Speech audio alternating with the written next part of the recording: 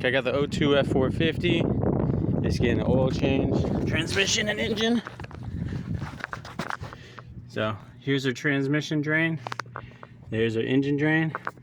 I'm gonna do the transmission first. So I'm gonna pop that bolt off, let it drain, and then we'll go to the next step. All right, easy enough. 1/2 inch. Just,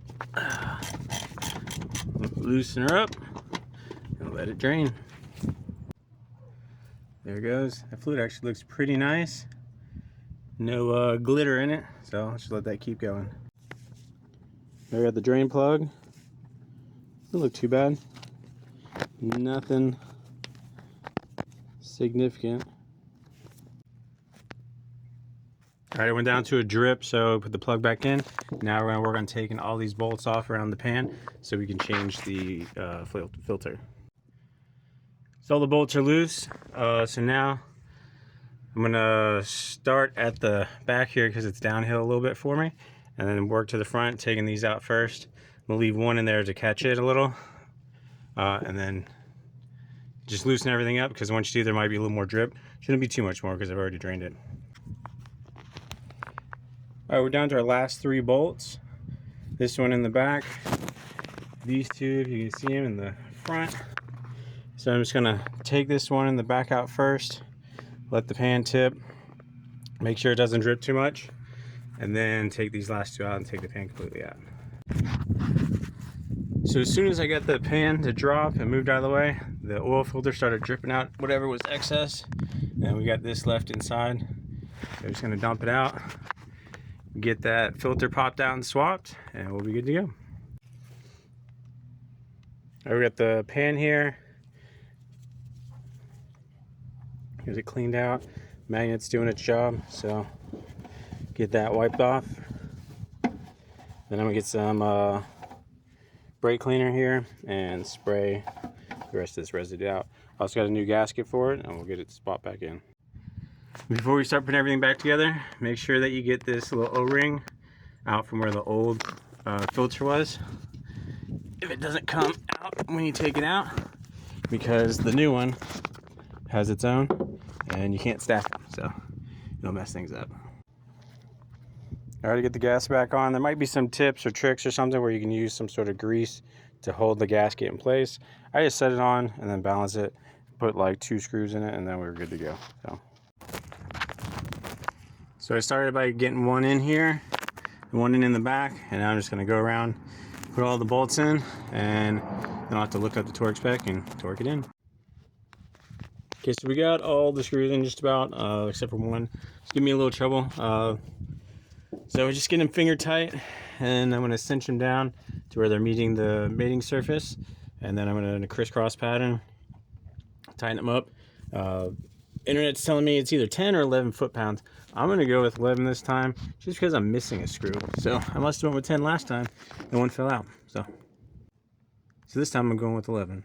So this hole in the back was being quite difficult. So I cleaned the thread on the bolt. I measured it out. It's a M8 1.25. Now I'm going to chase the threads in the case here. I'm going to start with this one because this is an actual thread cleaner, whereas this is part of like a tap and die to cut new threads. So I'm going to try to use this guy to just clean it up. There's one here in the back. I don't know what its problem is, but we'll see if we can fix it. I'm going to try to show some of this, but I really need 2 hands.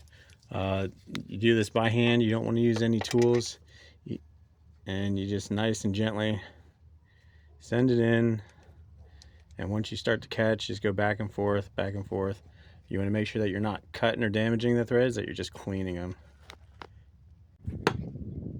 It's really tough to see, but that thread looks like it's actually damaged pretty good. Not sure how that happened.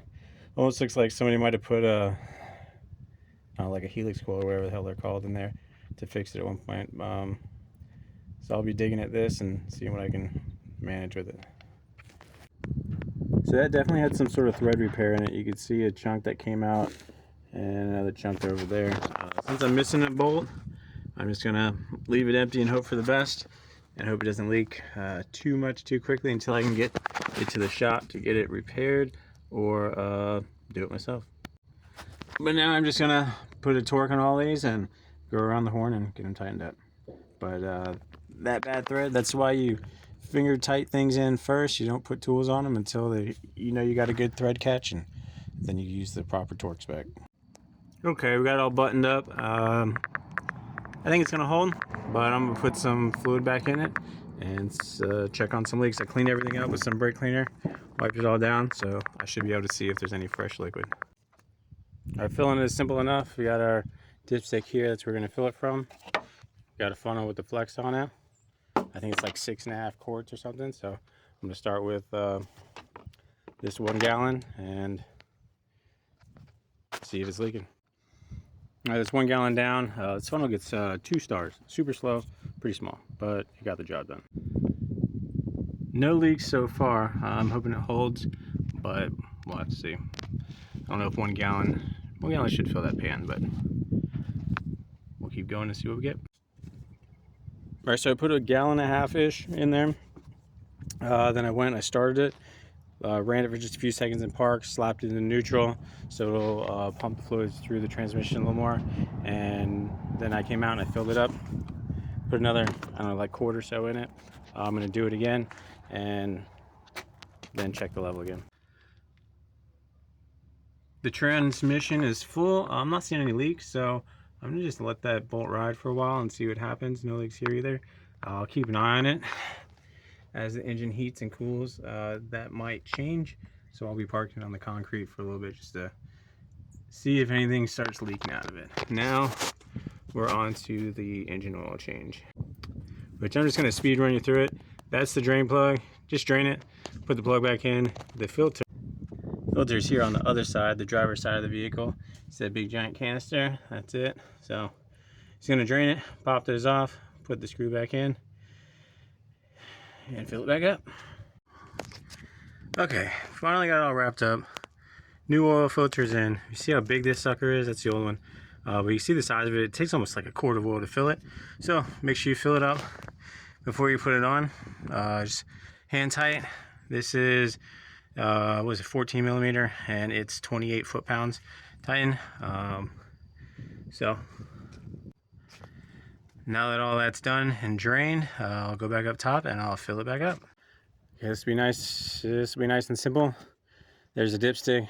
There's the fill cap that I took off to kind of break the vacuum earlier and get it filled up, and we'll be done. All right, I cranked it and checked the levels. There we go. We got good pressure. Low on gas, but that shit's expensive. Trans temperature is looking good. And the coolant's cold, but that'll come up when it warms up again. So not too bad for 151,000 miles. She's still ticking. Next time I'm gonna do the fuel filter, but that'll be a short video. And I gotta look up and see exactly how to do it. So thanks for tuning in. We'll see you next time.